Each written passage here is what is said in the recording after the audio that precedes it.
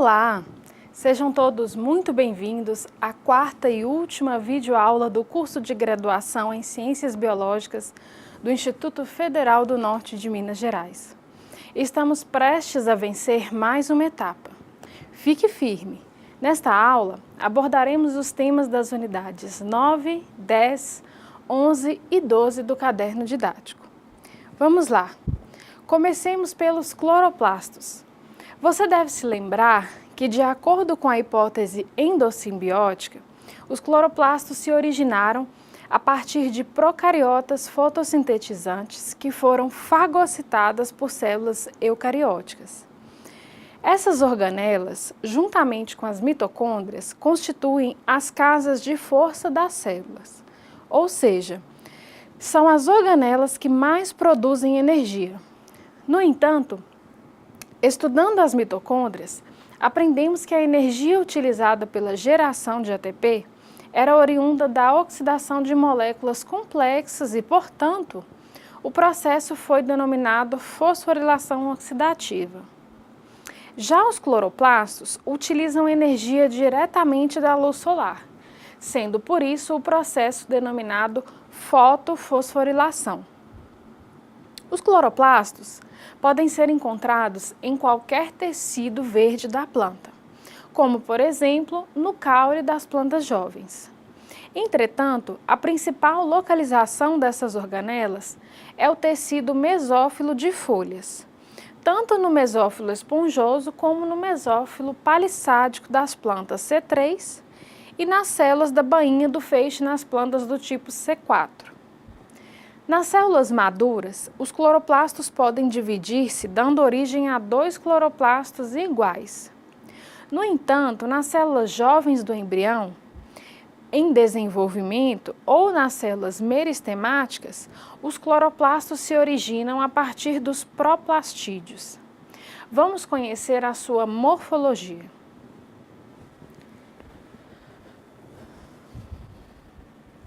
Observem a figura 1. Os cloroplastos possuem um envelope formado por duas membranas que envolvem um espaço aquoso, chamado de estroma. No estroma, iremos encontrar um terceiro tipo de endomembranas, os tilacoides. A membrana externa dos cloroplastos, de forma similar às mitocôndrias, é semipermeável devido à presença de porinas, sendo que a membrana interna é altamente seletiva à entrada e saída de substâncias polares. Mergulhado no estroma, encontramos um rico sistema de membranas repleto de pigmentos, principalmente de clorofila, que confere a essas membranas uma coloração verde. A esse sistema de membranas deu-se o nome de tilacoides. Eles se apresentam como vários sáculos empilhados denominados grânum, cujo plural é grana. Os grana são interconectados por tilacoides denominados estromais ou intergranais. Na realidade, todos os tilacoides consistem numa única rede de membranas envolvendo um espaço contínuo, denominado espaço intratilacoidal. Os tilacoides são os responsáveis pelas reações de Claro, ou seja, pela captação e transdução da energia luminosa em energia química. A fotossíntese pode ter suas reações divididas em duas fases distintas: as reações de claro e as reações de escuro, ou seja, não dependentes da luz. As reações do claro são realizadas em unidades organizadas na forma de domínios membranares denominados fotossistema. Existem dois tipos de fotossistemas: o fotossistema 1, ou P700, e o fotossistema 2, ou P680.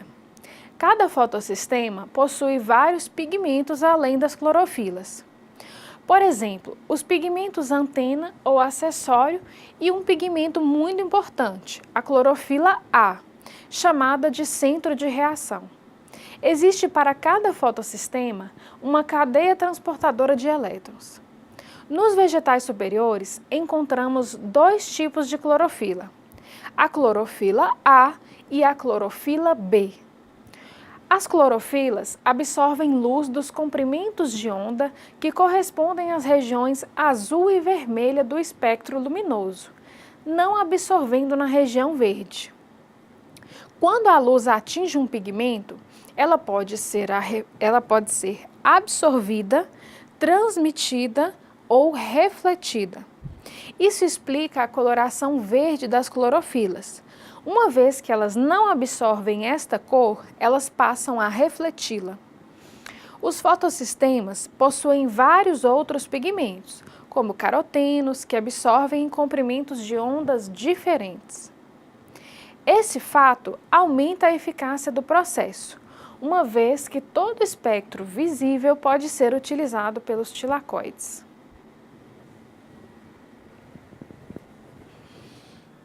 Observe a figura 2. Sob a ação da luz, a água se quebra, liberando oxigênio. O NADP recebe os átomos de hidrogênio da água e reduz-se a NADPH2. Essa fase é chamada fotólise da água. A molécula de ADP, mais o fosfato inorgânico, sob a ação da luz, transforma-se em ATP. Essa fase é chamada de fotofosforilação. No fotossistema 1, os elétrons são carregados através de vários transportadores, sendo o último aceptor de elétrons o NADP, que significa nicotinamida adenina de nucleotídeo fosfato. A vacância de elétrons do centro de reação do fotossistema 1 é preenchida pelos elétrons transportados através da cadeia transportadora de elétrons do fotossistema 2. Portanto, o fotossistema 2 passa por um processo de absorção de fótons e transferência de energia homólogo ao fotossistema 1.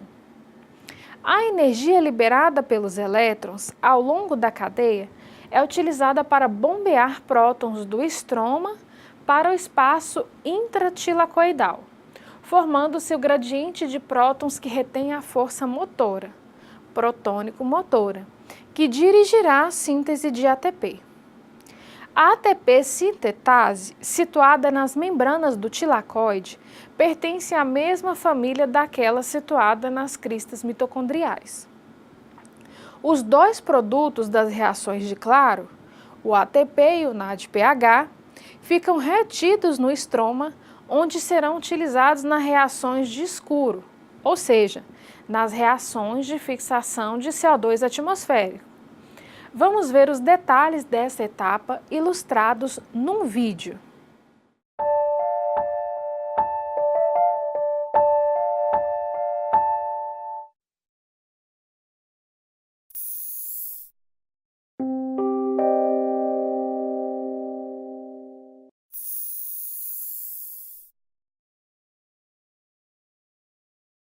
The process of photosynthesis produces ATP from ADP and PI by using the energy from light to excite electrons that are passed along an electron transport chain.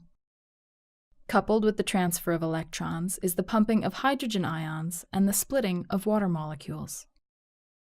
The following complexes are found in the photosynthesis electron transport chain: photosystem 2, cytochrome B6F, photosystem 1, ferredoxin NADP reductase, and the complex that makes ATP, ATP synthase. In addition to the complexes, 3 mobile carriers are also involved: plastoquinone QB, plastocyanin, and ferredoxin. Other key components include photons, chlorophyll molecules, protons, water, molecular oxygen, NADP and the electrons to form NADPH, and ADP and PI, which combine to form ATP. Photosynthesis occurs in the chloroplasts of plants and algae. The process is also found in single-cell organisms, such as cyanobacteria, that do not have chloroplasts. Like its mitochondrial counterpart, the chloroplast electron transport chain consists of several protein complexes and mobile electron carriers. First, a photon of light hits a chlorophyll molecule surrounding the photosystem II complex. This creates resonance energy that is transferred through neighboring chlorophyll molecules. When this energy reaches the reaction center embedded in photosystem II, an electron is released. The reaction center chlorophyll contains electrons that can be transferred when excited. One photon is needed to excite each of the electrons in this chlorophyll. Once excited, 2 electrons are transferred to plastoquinone QB, the first mobile carrier. In addition to the 2 electrons, QB also picks up 2 protons from the stroma. The 2 electrons lost from photosystem II are replaced by the splitting of water molecules. Water splitting also releases hydrogen ions into the lumen. This contributes to a hydrogen ion gradient similar to the one created by mitochondrial electron transport. After 2 water molecules have been split, 1 molecule of molecular oxygen is created.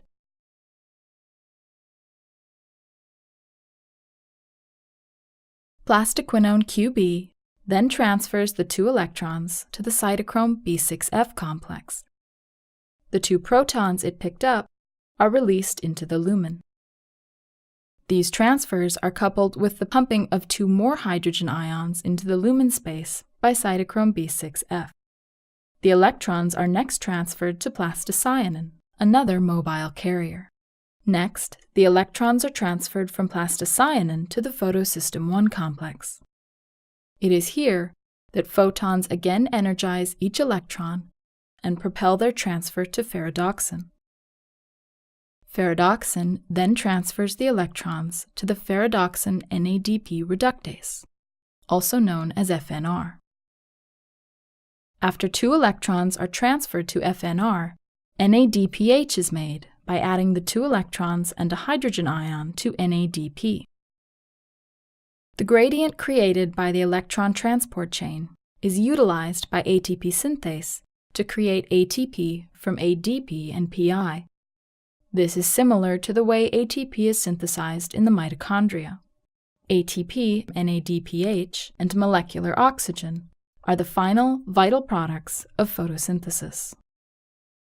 As reações do escuro consistem na fixação de CO2 atmosférico através de um ciclo bastante complexo de reações denominado ciclo de Calvin-Benson. A primeira enzima desse ciclo é a ribulose 1,5-bifosfato carboxilase, oxigenase, a rubisco. Para a síntese líquida de uma molécula de açúcar, são necessárias 6 voltas no ciclo. Portanto, 6 moléculas de ribulose 1,5-bifosfato reagem com 6 moléculas de CO2, resultando na formação de um composto intermediário de 6 carbonos, que é clivado para dar origem a 6 moléculas do ácido fosfoglicérico. Os ácidos fosfoglicéricos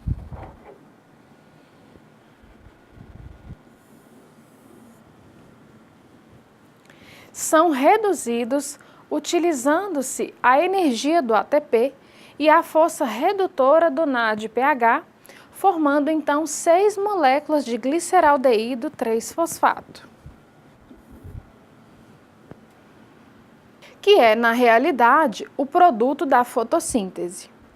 Através de várias reações complexas, 5 moléculas de gliceraldeído 3-fosfato são utilizadas para recuperar as 3 moléculas de ribulose 1,5-bifosfato que foram usadas, e assim dar continuidade ao ciclo. O gliceraldeído 3-fosfato pode agora ser utilizado pela célula na síntese de hexoses, como a glicose, frutose, galactose, na síntese de disacarídeos, como a sacarose, ou até mesmo na síntese do amido, um polímero de glicose, que ocorre dentro do estroma.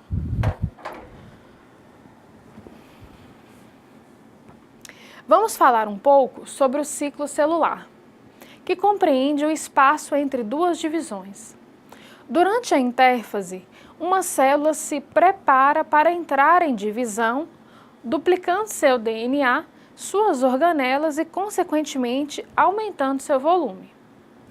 Em seguida, ocorre a mitose, que é uma forma de divisão celular dos eucariotas, e, novamente, a célula retorna à intérfase, completando assim o ciclo celular.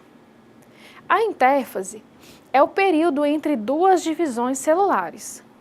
Embora inicialmente acreditava-se que era um período de repouso, após um estudo minucioso, utilizando-se técnicas de bioquímica e biologia molecular, foi possível desvendar todos os eventos que ocorrem durante este período.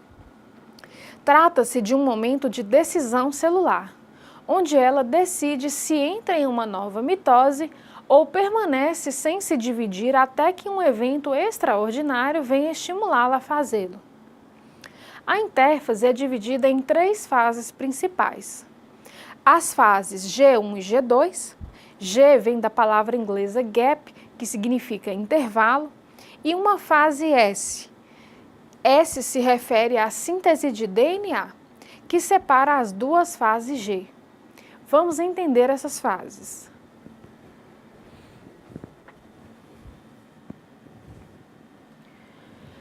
Acompanhem comigo a figura 4. Na fase G1, a célula acabou de sair de uma divisão e precisa fazer uma checagem para averiguar se tudo aconteceu da forma prevista. Isso significa que é necessária uma análise apurada do seu DNA em busca de alguma mutação ou outro tipo de dano. A célula só poderá entrar em um novo ciclo de divisão se o seu DNA foi transcrito de maneira correta. Feita a checagem e com a recepção de estímulos externos que induzem a divisão, a célula se adentra numa profunda atividade de síntese proteica.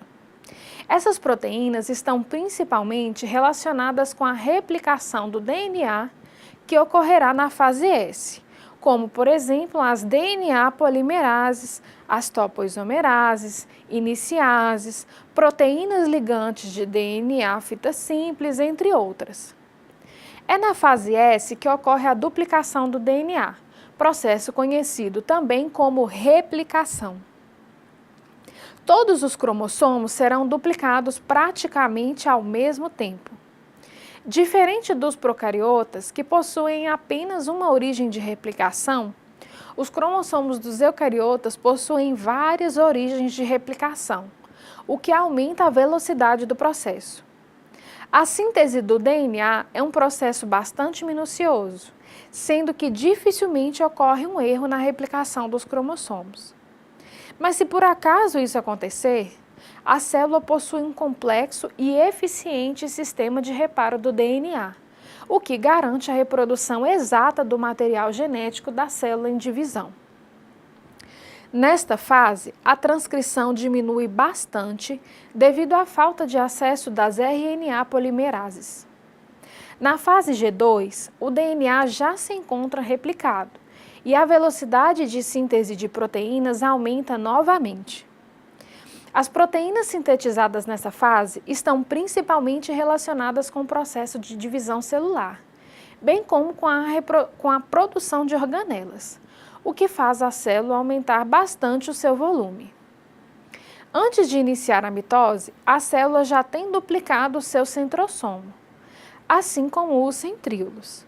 E vamos conhecer também este processo. A palavra mitose vem do latim, onde mito significa filamentos, em alusão à condensação contínua dos cromossomos que passam a ser vistos como grossos filamentos no núcleo. A divisão celular ocorre de forma gradativa, cuja velocidade varia de acordo com o tipo de célula. A seguir serão descritas as diferentes fases da mitose. Na prófase, os cromossomos começam a se condensar, podendo ser vistos como filamentos emaranhados que vão tornando-se cada vez mais definidos à medida que a prófase prossegue. Através da ação de quinases, começa o processo de fosforilação de proteínas essenciais para o prosseguimento da divisão celular. A fosforilação da histona H1, por exemplo, é determinante para o início da condensação dos cromossomos. E a fosforilação das laminas, que compõem os laminofilamentos, vão provocar a desintegração da lâmina nuclear, favorecendo o rompimento do envelope. No citosol, também por ação de quinases, ocorre a despolimerização dos filamentos que compõem o citoesqueleto. Os microtúbulos são agora recrutados para a formação do fuso mitótico. À medida que as fibras do fuso crescem, elas empurram para direções opostas os centrosomos e os respectivos pares de centríolos que os ocupam. Na prometáfase, os cromossomos continuam cada vez mais condensados. Os cromossomos replicados estão unidos por proteínas e essa união é bem mais forte na região dos centrômeros. Os dois cromossomos são chamados cromátides irmãs. Os centrômeros são em grande parte formados por um DNA repetitivo denominado DNA satélite. No entanto, encontramos aí vários genes que codificam as proteínas que irão formar os cinetócoros.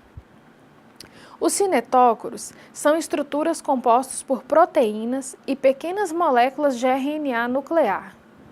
Ao microscópio eletrônico, eles apresentam uma estrutura trilaminar e estão firmemente acoplados ao DNA do centrômero.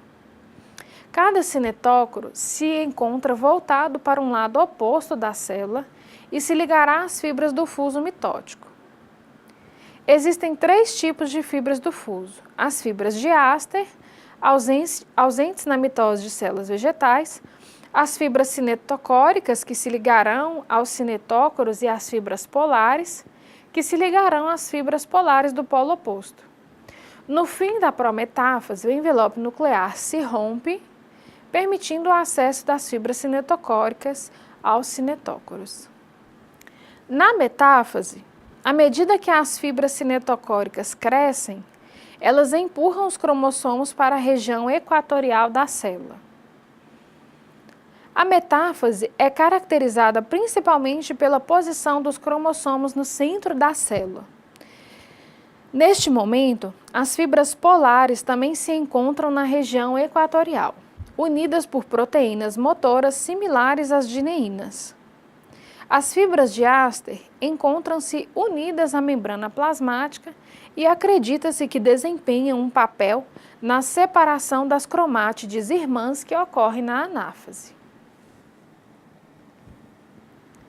O que caracteriza a anáfase é a separação das cromátides irmãs que migrarão para os polos opostos da célula, onde formarão novos núcleos.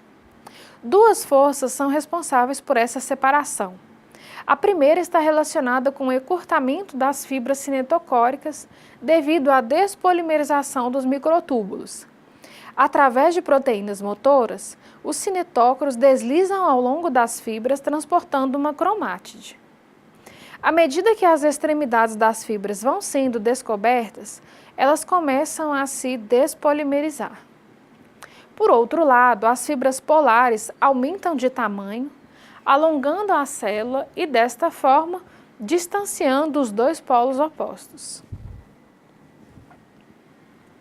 Na telófase, as fibras polares também começam a se despolimerizar, ficando apenas na região equatorial da célula os fragmentos que estão unidos por proteínas motoras. Daí em diante, começa o processo de descondensação dos cromossomos e a formação do envelope nuclear através da fusão das vesículas pré-existentes ou então recém-formadas pelos sistemas de endomembranas. O núcleo reaparece e as organelas são distribuídas de forma equitativa, de tal forma que as células filhas herdarão aproximadamente as mesmas quantidades de organelas. A citocinese é o processo pelo qual o citoplasma é clivado em dois. O primeiro sinal visível da citocinese nas células animais é o enrugamento e a formação de um sulco na membrana plasmática que ocorre durante a anáfase. O sulco, invariavelmente, ocorre no plano perpendicular ao eixo mais longo do fuso mitótico. Esse posicionamento assegura que o sulco de clivagem seja cortado entre os dois conjuntos cromossômicos filhos segregados, de modo que cada célula filha receba um conjunto idêntico repleto de cromossomos. A divisão celular é um processo altamente regulado, principalmente na embriogênese, onde, à medida que elas se dividem, também se diferenciam e ocupam posições específicas. Mesmo depois do organismo formado, o processo de divisão celular, juntamente com a apoptose, que é a morte celular programada, são essenciais na manutenção da integridade e do funcionamento do organismo.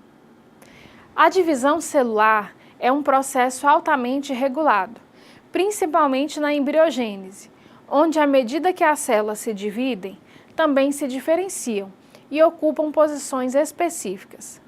Mesmo depois do organismo formado, o processo de divisão celular, juntamente com a apoptose, que é a morte celular programada, são essenciais na manutenção da integridade do funcionamento do organismo. Várias enzimas desempenham papéis fundamentais no controle do ciclo celular. As ciclinas, por exemplo, receberam esta denominação devido à periodicidade da sua concentração dentro das células, ou seja, elas têm o seu teor elevado em determinado momento devido a um aumento da sua síntese e em seguida essas concentrações diminuem, devido à hidrólise dessas proteínas nos proteossomos. Cientistas perceberam que o aumento da concentração das ciclinas coincidia com estágios do ciclo celular, ou seja, algumas ciclinas aumentavam durante a intérfase, enquanto outras aumentavam durante o processo mitótico. Posteriormente, verificou-se que as ciclinas se associavam a umas enzimas quinases, ativando-as. Essas enzimas foram, então, denominadas quinases dependentes de ciclina, as CDK, e seu papel na regulação da divisão celular foi amplamente decifrado. Outro exemplo é a proteína P53, que é responsável pela checagem da integridade do DNA. Qualquer mutação em um gene responsável pelo controle da proliferação celular pode levar a uma proliferação desordenada das células, transformando-as em células malignas que darão origem aos tumores. Os genes para estas proteínas são chamados de proto-oncogenes devido ao fato de serem passíveis de se transformar em oncogenes. Vamos explorar um pouco da comunicação celular agora.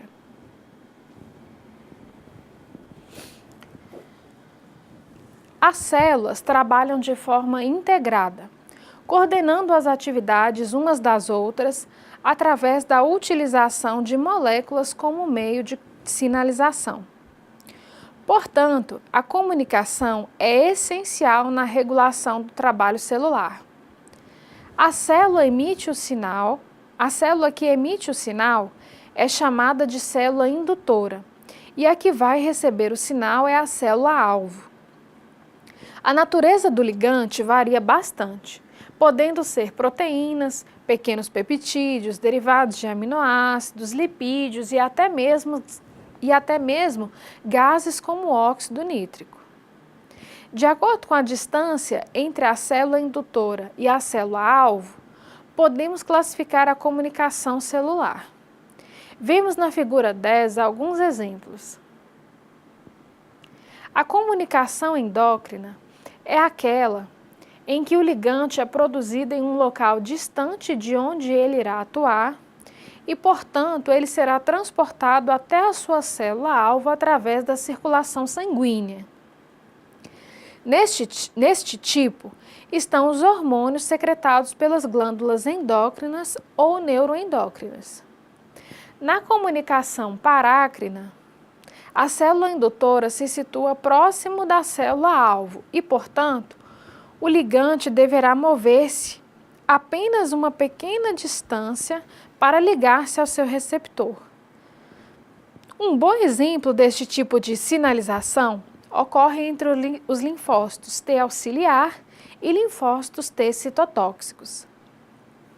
O linfócito T auxiliar produzirá citocinas, as interleucinas, que irão estimular a proliferação das células T citotóxicas.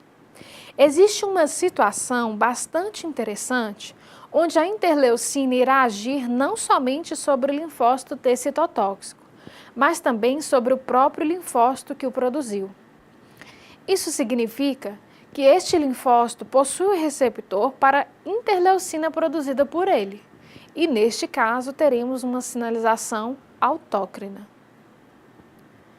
Na neurotransmissão, os neurônios formam sinapses com outros neurônios ou com células musculares nas placas motoras. Nestas sinapses são liberados neurotransmissores que irão ligar-se às células-alvo que fazem parte da sinapse. Se considerarmos a pequena espessura de uma sinapse, diríamos que se trata de uma sinalização parácrina. No entanto, existe outro ponto a ser considerado. Os neurotransmissores são produzidos no corpo do neurônio. Mesmo sem deixar a célula, podem percorrer uma distância de quase 1 metro até chegar ao fim do axônio, onde será liberado. Por isso, esta sinalização recebe a denominação especial de neurotransmissão. Por fim, o contato célula a célula. Neste caso, tanto o ligante como o receptor são proteínas integrais de membrana e é necessário o contato íntimo das duas células para que haja a transmissão do sinal. Esse tipo de sinalização é comum durante a formação do embrião, na formação dos tecidos e na apoptose, que será discutida adiante. Vários tipos de receptores atuam na comunicação celular. Tomemos como exemplo os receptores guanilato ciclase. A enzima guanilato ciclase funciona como receptor enzimático, existindo sobre duas formas, uma localizada na membrana plasmática e outra solúvel no citoplasma, conforme ilustrado na figura 11. A forma citosólica desta enzima possui um agrupamento M ao qual pode ligar-se o óxido nítrico. Este é produzido pelas células endoteliais dos vasos a partir do aminoácido arginina por ação de uma enzima chamada óxido nítrico sintase. Este gás se difunde através da membrana plasmática e vai atuar nas células musculares não estriadas do próprio vaso.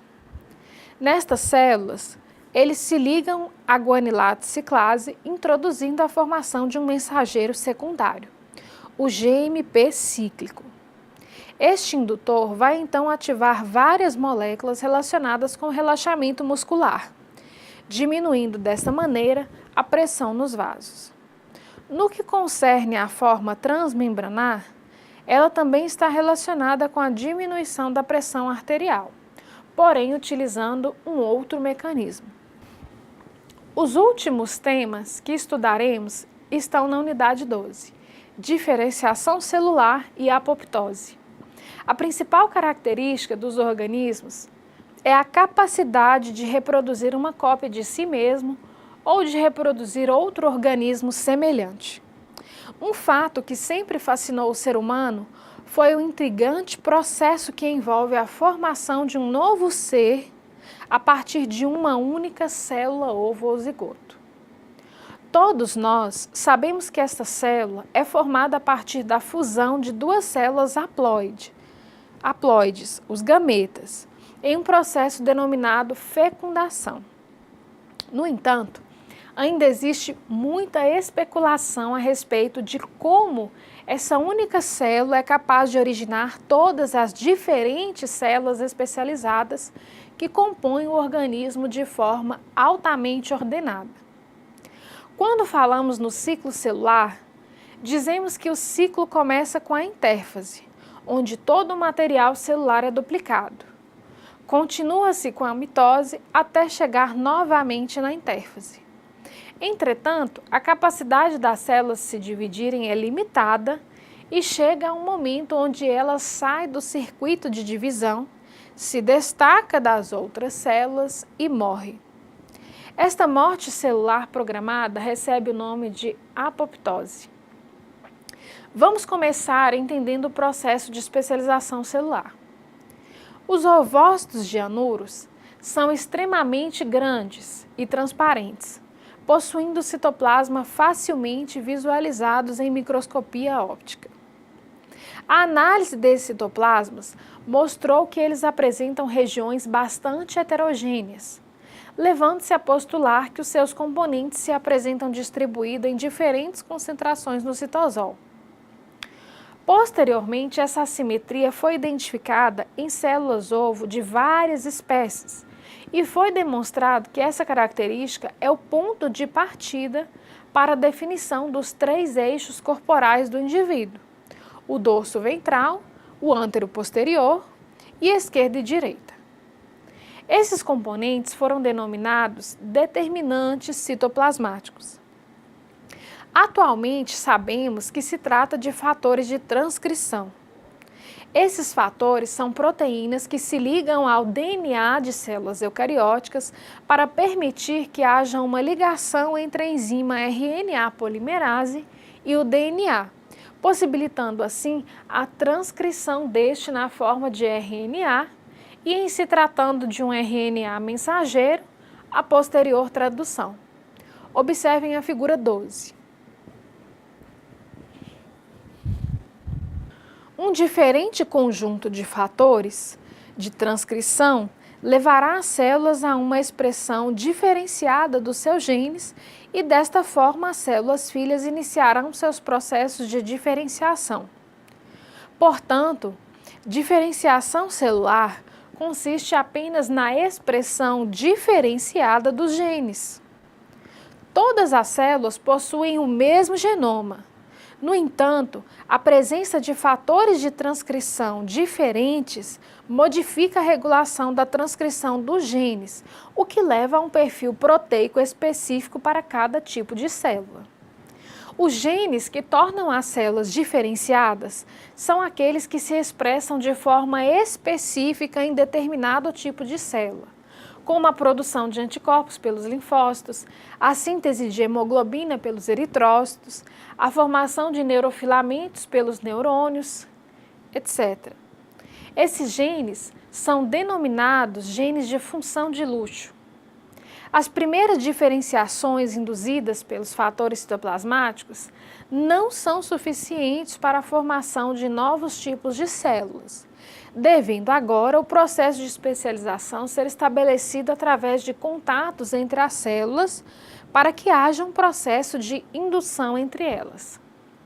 A indução através da produção de proteínas que irão ativar o processo de diferenciação de outras células começa bem cedo no desenvolvimento do organismo.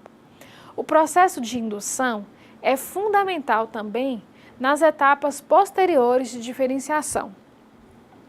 Durante o estágio embrionário de mórula, que precede a formação do blastocisto, já se pode perceber que as células mais externas estão firmemente ligadas pelas adesões oclusivas e que elas já se comunicam pela formação das estruturas em fenda. Portanto, alguns genes ativados em algumas células podem codificar proteínas que lentamente se difundem através do embrião em desenvolvimento. Baixas, médias e altas concentrações desses produtos químicos são encontradas em diferentes áreas do embrião, dependendo da distância da célula que produziu essa substância química. As células respondem às concentrações dessas substâncias, ligando ou desligando genes particulares. Assim, a posição ou localização de uma célula no embrião precoce, em grande parte, determina o tipo de célula que ela irá se tornar no final do processo de desenvolvimento embrionário. Estas substâncias indutoras, que ativam os genes de acordo com a concentração que chega à célula, são denominadas morfógenos. Portanto, produtos químicos difusíveis sintetizados por uma célula embrionária induzem diferenciação das outras células, permitindo que estas produzam as proteínas para as mudanças necessárias para as suas especializações. Passemos agora para a apoptose. A apoptose é um processo fisiológico normal, dirigida por genes com o intuito de remover células danificadas, envelhecidas ou desnecessárias, enquanto a necrose é o resultado de um processo externo, mecânico ou biótico, sem nenhum controle por parte do organismo. No caso da apoptose, somente a célula desnecessária ao organismo será induzida a morrer sem provocar danos nas células vizinhas. No caso da necrose, a extensão dos danos varia bastante, podendo provocar lesões em todo um tecido ou mesmo órgão.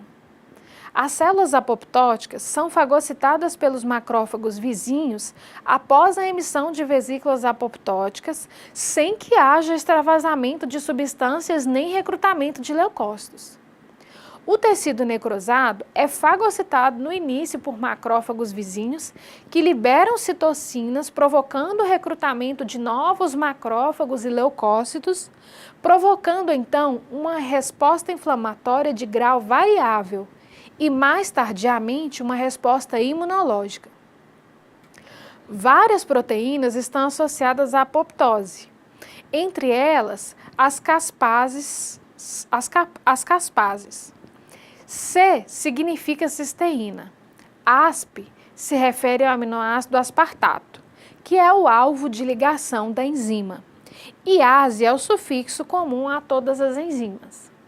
Portanto, caspases são proteases cisteínicas responsáveis pelo processo de degradação das células apoptóticas. Os mecanismos moleculares de ativação da apoptose são bastante intrincados e complexos, havendo ainda muito a ser desvendado. Nas células do sistema imunológico foram identificadas substâncias indutoras como o fator de necrose tumoral, TNF, que se liga ao receptor TNFR1, e outra proteína, a Fas ligante, que, como o próprio nome indica, se liga ao receptor Fas. É interessante notar que a sinalização que leva à apoptose pela proteína TNF é do tipo parácrina, ou seja, o TNF é liberado por células vizinhas, aquela que irá sofrer apoptose, enquanto que o ligante Fas trata-se de uma proteína transmembranar e o contato é feito célula a célula. Observem a figura 14.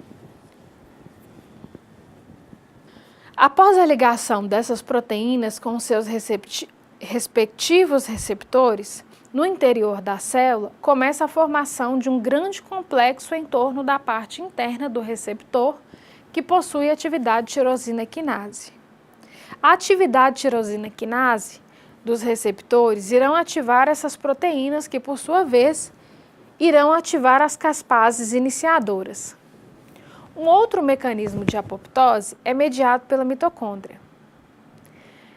Devido a esta organela ser uma fonte contínua de formação de espécies reativas de oxigênio, como o íon superóxido, essas moléculas podem danificar as membranas mitocondriais, provocando a liberação de íons cálcio que ativam algumas enzimas hidrolíticas e levam à liberação do transportador de elétrons, o citocromo C.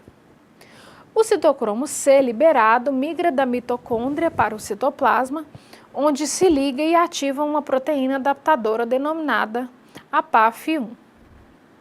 Este complexo ativa a caspase 9, que é a iniciadora, a qual então ativa a caspase 3, que começa a executar a apoptose.